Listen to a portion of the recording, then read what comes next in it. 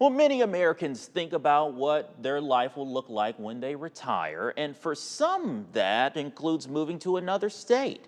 Financial experts say there are a number of costs to consider. Here's ABC's Tim Pulliam on what to think about when deciding if relocating is right for you.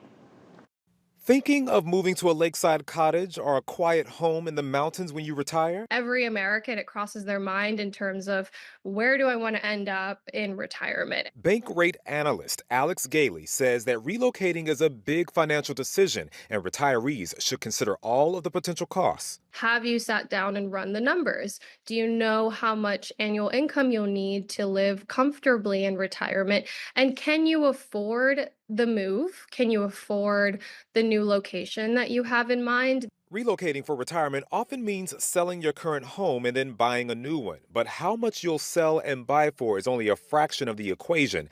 Gailey says to factor in closing costs, moving fees, any profit from the sale, and future expenses.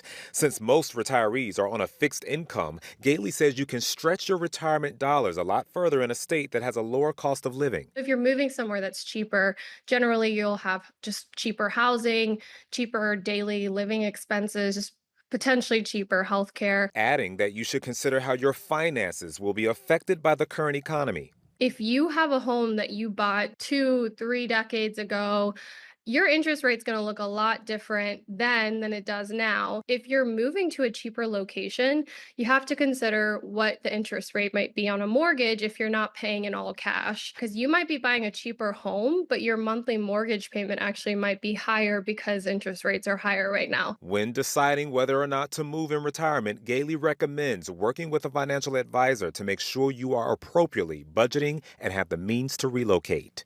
Tim Pulliam, ABC News, Los Angeles.